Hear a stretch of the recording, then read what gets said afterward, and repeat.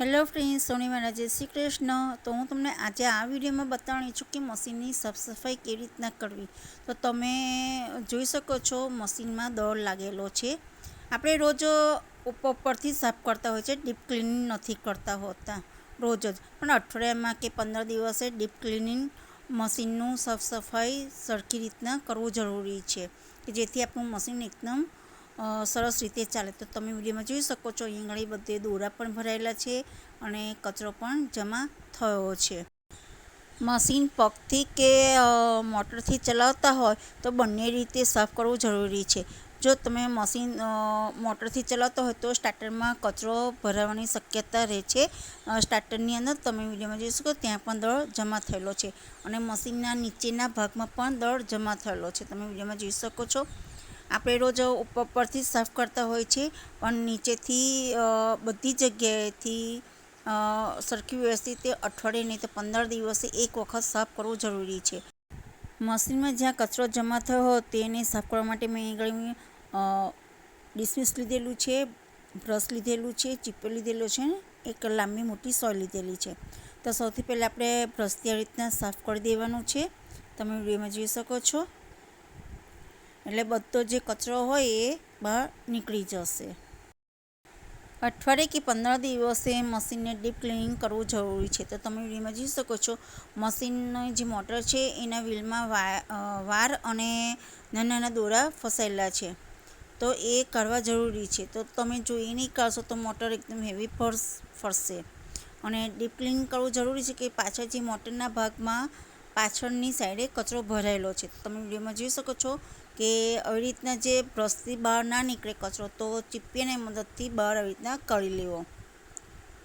તમે વિડીયોમાં જોઈ શકો છો આ બધું ચોખ્ખું કરવું જરૂરી છે। તમે જેટલું મશીનની સાફ સફાઈ ચોખ્ખી રાખશો એટલું જ મશીન એકદમ સરસ રીતે ફરશે। જો બ્રશથી કચરો ના સાફ થાય તો આવી રીતના ચીપિયાની મદદથી આવી રીતના કચરો બહાર કાઢી લેવો। તમે વિડીયોમાં જોઈ શકો છો અંદર પણ આવી રીતના કચરો જમા થયેલો હોય છે, તે પણ કરવો જરૂરી છે મોટરની અંદરની સાઈડે। તમે વિડીયોમાં જોઈ શકો છો નીચેની સાઈડે દોરા ફસાયેલા છે, તો આવી રીતના જો દોરા ફસાયેલા હોય તો ચીપિયાની મદદથી આવી રીતના દોરા કાઢી લેવા। જો તમે પગથી મશીન ચલાવતા હોય અને વ્હીલ ભારે ફરતું હોય તો તમારે એક વખત ચેક કરી લેવું કે નીચેની સાઈડે દોરા તો નથી ફસાયેલા ને।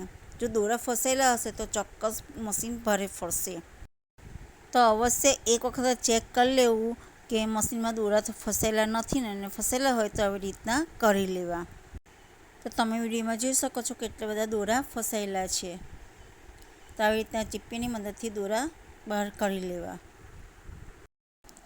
આપણે સિલાઈ કામને લીધે આવી નાની નાની બાબતો ઉપર ધ્યાન નથી આપતા, પણ જો તમે આવી નાની નાની બાબતો ઉપર ધ્યાન રાખશો તો તમારું મશીન એકદમ સરસ રીતે ચાલશે। મશીન ભારે ફરતું હોય તો પણ આપણે કસ્ટમરના ડ્રેસ બ્લાઉઝ ટાઈમ પર આપવાના લીધે આવી નાની નાની બાબતો ધ્યાન બહાર જતી રહેતી હોય છે, અને જો ધ્યાનમાં હોય તો પણ આપણે કસ્ટમરના કપડાં ટાઈમ પર આપવા માટે સફાઈ કરતા નથી હોતા। પણ જો રાત્રે કે સવારે મશીનને આવી રીતે અઠવાડિયે કે 15 દિવસે સાફ કરશો તો ચોક્કસ મશીન એકદમ સરસ રીતે ચાલશે।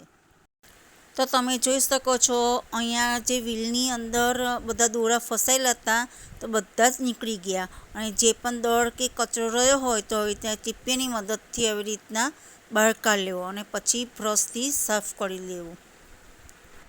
તો તમે વિડીયોમાં જોઈ શકો છો અંદરથી પણ આવી રીતના બધો કચરો બહાર નીકળે છે। ચીપિયાની મદદથી આવી રીતના જો કચરો જમા થયેલો હોય તો આવી રીતના કાઢી લેવો। તો તમે જોઈ શકો છો જે દોરા ભરાયેલા હતા તે બધા નીકળી ગયા છે, અને હવે આવી રીતના બ્રશથી સાફ કરી લેવું। અહીંયાથી બધા જ દોરા બહાર નીકળી ગયા છે, તમે વિડીયોમાં જોઈ શકો છો। અને જો તમારું મશીન આવી રીતના ભારે ફરતું હોય તો એક વખત આવી રીતના ચેક કરી લેવું, અને ફસાયો હોય તો આવી રીતના દોરા બહાર કાઢી લેવા।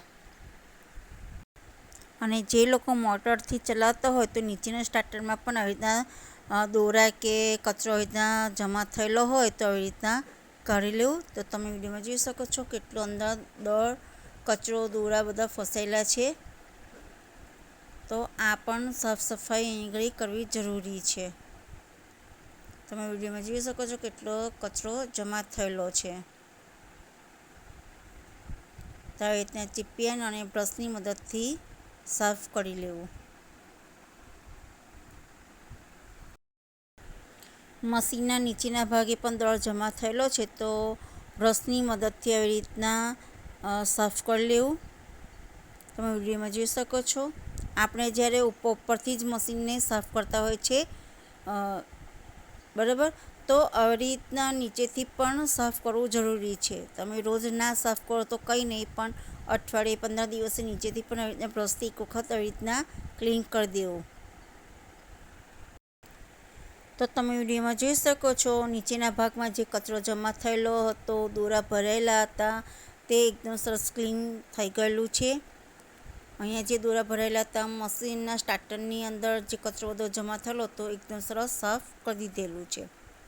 તો તમે પણ અઠવાડિયે 15 દિવસે કે મહિને એક વખત તો આ મશીનની સાફ સફાઈ કરવી જરૂરી છે.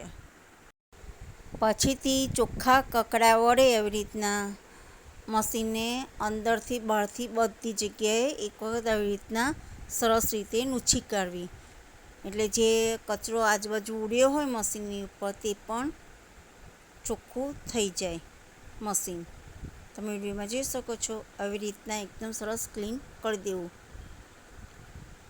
જે નકામું કપડું હોય એનાથી સાફ કરી દેવું. પછી જે મશીનનું ઓઇલ આવે છે તે આવી રીતના બધી જગ્યાએ ઓઇલ કરી દેવું. તમે વિડીયોમાં જોઈ શકો છો. એટલે મશીન એકદમ સરસ રીતે ફરશે. મશીનના નીચેના ભાગે પણ આવી રીતના ઓઇલ કરી દેવું બધી જગ્યાએ. પગથી મશીન ચલાવતા હોય તો ત્યાં આગળ પણ આવી રીતના બધી જગ્યાએ નીચેની સાઈડે ઓઇલ મૂકી દેવું કે જેથી મશીન એકદમ સ્મૂથ ફરે. વિડીયો પસંદ આવે તો જરૂરથી લાઈક અને કોમેન્ટ કરજો. અને છેક સુધી વિડીયો જોયો તો થેન્ક યુ સો મચ.